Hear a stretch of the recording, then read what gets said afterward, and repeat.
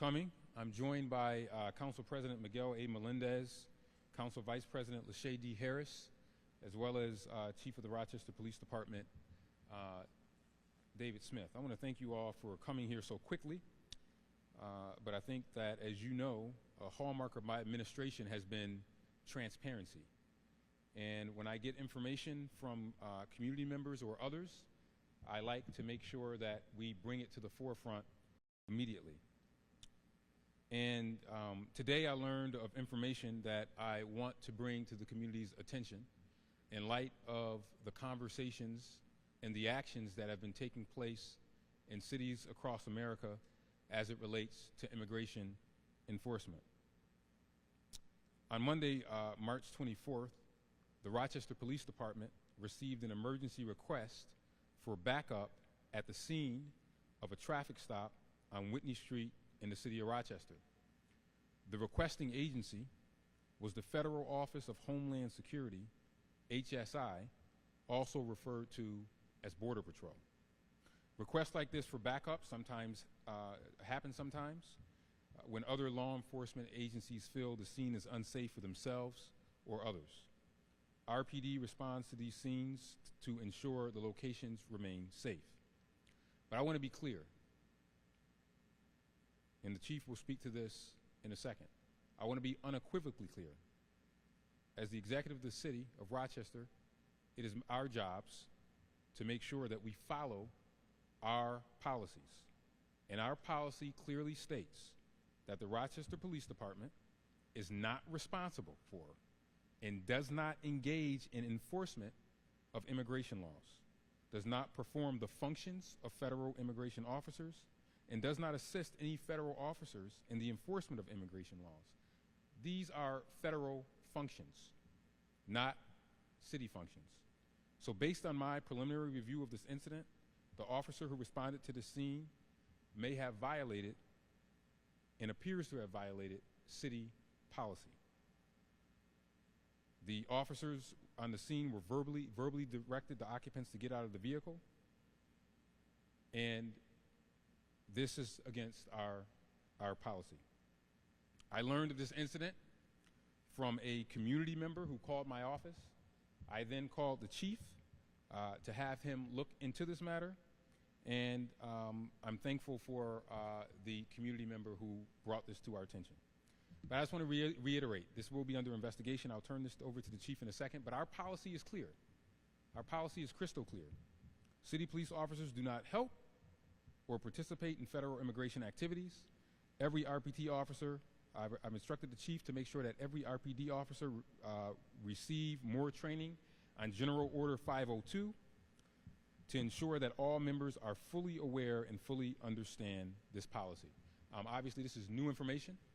This just happened, but I wanted to make sure that we put this information out in the public, because I'm sure that there will be talk in the community of people who may have witnessed this and seen this. I want to thank the community member that came forward. As you know, the mayor's office gets tips and phone calls all the time, and I think that it is a reflection of my office's constituent services in which people know they can call us. And this was just a community member that called us and wanted us to look into it. But we look into every matter that comes into the mayor's office, and I want to thank the chief for jumping on this and addressing this as soon as possible. I want to turn it over to the chief to say a few words. Again, this is very early, preliminary in the investigation, but I'll turn it over to the chief. Chief. Thank you, Mayor. So as the mayor said yesterday, I was made aware of an incident that occurred on Monday night when our officers were urgently called to assist Border Patrol.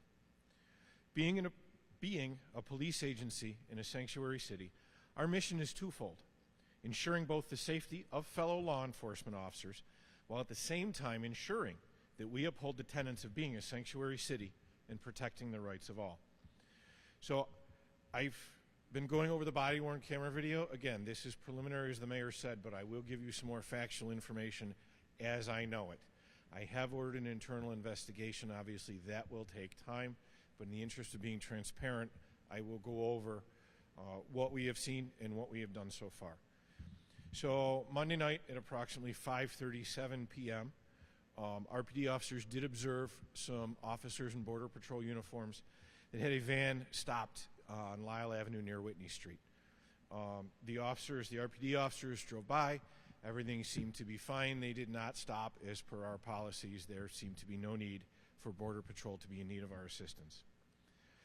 This occurred several times, and they were there for over 20 minutes with this van. At approximately 6:03, the Border Patrol dispatcher contacted the Monroe County 911 Center and requested an emergency response for the Border Patrol officers on Lyle Avenue. The 911 Center asked specifically, are you requiring an emergency response? And they said, yes, we would like an emergency response.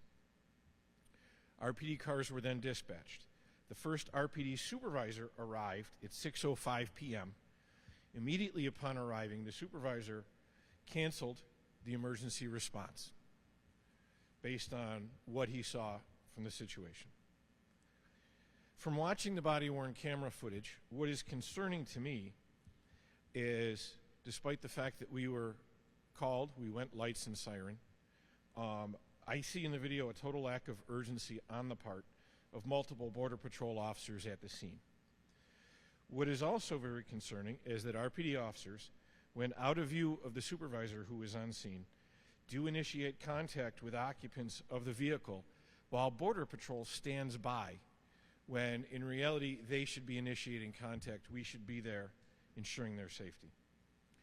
The body-worn camera does depict the RPD supervisor on scene giving specific directions to RPD officers and ensuring that the Border Patrol officers on scene are actually engaging the occupants of the van. However, at one point, my supervisor is distracted by a female on the scene, and it is during this, out of view of the supervisor, that RPD officers do remove and handcuff some of the occupants of the van. Once the van is empty, the RPD personnel left the scene. As a result, I do not know the final outcome of those who were detained. I have reached out to Border Patrol today. I'm awaiting their response. So again, I don't know the identity of those folks. Again, as our policy, we respond and assist, and then we leave. So their names, their disposition, none of that was obtained. I tend to follow up on that tomorrow. So what they were wanted for, if it is possible that there was criminal warrants, I don't know. I can say based on what I saw in the video, there was no immediate criminal activity that we would have needed to address. The night after the incident, the lieutenant who was in charge actually debriefed all of his personnel, in fact his entire command, on the situation and provided remedial training on our policies. He did this on his own. I actually have here, besides doing it verbally, he sent an email out, and I am going to read it simply because this does reiterate our policy, which I'm sure a lot of you may have questions on. So kind of two things at once here. Again, this is from the lieutenant directed to his subordinates. Yesterday, we were called to assist with Border Patrol on a traffic stop. Since we are a sanctuary city, we are very limited on what we do. Yesterday, the occupants refused to exit the vehicle. We were able to voluntarily get them to open the door, which the body-worn camera does say. Once that was completed, our job was done. If this happens again, we are not to remove people from vehicles. We are not to be handcuffing subjects. We are not to be doing pat frisks on subjects. And we are absolutely not going to be detaining them or putting them into our cars. Please make sure you have your body-worn cameras on at all times, from the time you exit the car to the time you get back in your car. The only time we will ever take any type of law enforcement action is for officer safety issues or exigent circumstances. And again, that was done the day after the incident. Since I have become aware of it, these officers, before they return to the road, are also going to receive additional training through the professional development section, even though it was already done, just to be certain. All of the sections will also be receiving additional training from the professional development section. In addition, the professional standards section will be conducting an incident review as per department policy. As chief, I am committed to ensuring the safety and protecting the rights of those in our community. Although we have policies and procedures in place, we are not perfect. We ask for patience as we strive to provide the police services that our community deserves. And I would like to reiterate, none of the officers will be back on patrol duty until the training is completed, which will be done in the next 48 to 72 hours, depending on their schedules. Thank you. I'm going to have Councilmember Melendez say a few words. I wanted to make sure that council was in the loop on this immediately. And I'll have Councilman Melendez say a few words, and then we'll take any questions that we might be able to answer. But again, remember, this is like less than 24 hours, so we may not be able to answer a ton of questions right now. Mr. President. Thank you, Mayor. Thank you, Chief, for swift action.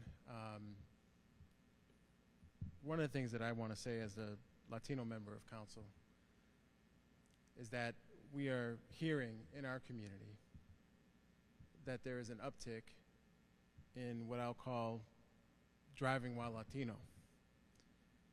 And regardless of local policy, we know that there's federal actions that are being taken that are creating this discourse nationally. And unfortunately, I don't have the circumstances around this incident, so I don't want to assume anything here. I let the investigation run its course. But the reality is there's a lot more profiling, a lot more disdain for being Latino right now in this country. With that being said, we have a policy, and it is the responsibility of the council to ensure that we are following our policies and the administration to implement practices and procedures. And I'm appreciative of the chief immediately taking action to ensure that there is training, that there is an internal investigation and audit as to what has happened in this particular situation. However, I think that my message to the community is, if you do see something, please make sure that you are informing City Council, the Mayor's Office of Constituent Services, the Mayor himself, because we have a policy and we mean it. And we want to make sure that we are following what we say, what we put in as our position here in city government, and that to our community, we are supportive of everyone. With all that being said, if it comes out that there was a greater reason for this stop, certainly we also want to follow the law. But with that being said, to my people in the community, please let us know if there is incidences that involve local law enforcement so that we can be sure that we are all on the same page and hold each other accountable. Thank you. Thank you. So this is, I think, also an example of, to the council president's point, of individuals reaching out to the mayor's office when they see things. And in this community, I will tell you, since I've been in office, has just been excellent in terms of keeping us informed, be it turning somebody in who may have participated in violence, or calling in about a drug house, or incidents like this. So I hope that the community will continue to reach out to us and know that we will take action on them. Before I open it up for questions, this has been a very busy news week. In addition to this incident, I just want to remind folks that our thoughts and prayers are still with the incident that happened at School of the Arts 2 days ago. We are still processing that as a city, and want to remind people on April 12th about the mental health and substance abuse fair that we will be having at School of the Arts on the 12th. That tragedy, I think, brings to bear a lot of the challenges that we have with young people as it relates to mental health. I never thought that we would experience in a school building what we saw a couple of days ago, but we have to rise to the occasion to make sure we take care of our young people. But I will take any questions that you may have on this, and again, if we can't answer it, I don't believe in making stuff up. We will just tell you we don't have an answer, and we'll have to get it. But we'll answer based upon what we know and what we garnered in the past 24 hours, but really in the last couple of hours as the chief has been delving into this. So, any questions? Yes. I don't know if do we know the exact. Do we? I don't have the list in front. I don't have the list in front of me. The deputy chief is working on that for me, but it's approximately 10 or 11 that were on at the scene. We do have the names, and we're ensuring that the training is done. I just don't have them on me. Well, again, the professional standards section will do an investigation on the incident, so anyone who is at the scene will be part of that investigation. Chief Smith, so are these officers, just to be clear on the... Hold on, 1 second. Gino, and then there. Oh, I'm sorry. I Yeah, thought Gino was done. Sorry. I'm trying to do it in the order in which. No worries. Go ahead. One question, and then I'll go to her and back. Your question. So there were multiple people in the van, approximately 8. I haven't had time to review the footage to get a count of the folks that were in the van. And again, I'm trying to follow up with Border Patrol on that. I saw, again, just from cursory review, I believe 2 people were handcuffed, but I'm not going to say that's 100% because I want to go back and look at the video some more. Let's make sure we have the. Yep. Yeah, I want to make sure that if you have any specific questions, that we have the exact answer. I don't want to guess. I want to make sure that we have correct answers on any of those. Marcia, and then I'll go back to anybody else, and then Gino, I'll come back to you for one more and back over there. Go ahead. Just wanted to ask about the actions that have been taken now on these officers, just to be clear. Are they suspended? Are they on desk duty? Are they still out here patrolling while this investigation happens? So you want to answer that? As I said, the officers that from this incident that were on duty today are in training as we speak. The other officers that are not on duty will be in training before they go back out to the road. But they are not on the road now. Okay. Yes.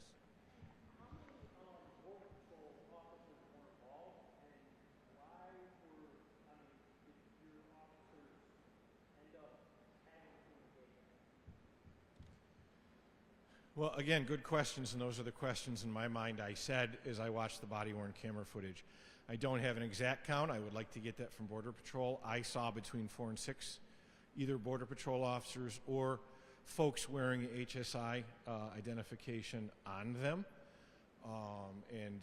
That is exactly my question, is they should have been there first and forefront. My officers should have ensured their safety and nothing more, and somehow that paradigm was shifted. So, and again, a lot of these questions will have to come out with the investigation. This is extremely hot off the press, so we don't have all of the particulars yet, but we will get to the bottom of it. You got one more question? Yeah. So, let's say that in this circumstance, the investigation was done, it's not a lot, they're sitting out, still chose to be they wanted to. What is the evidence? And what is the Right. I think that we will have to determine that after we get to the investigation, and then we will obviously have to met out the penalty based upon the investigation. But to do conjecture or what ifs, it's just too early to know that. Mr. Finkelstein.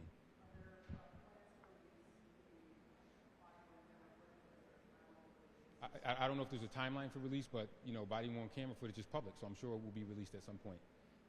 We routinely release body-worn camera footage, so it probably will be released. Who else we got? Anybody else? Well, thank you all for, first off, thank you all for assembling so quickly.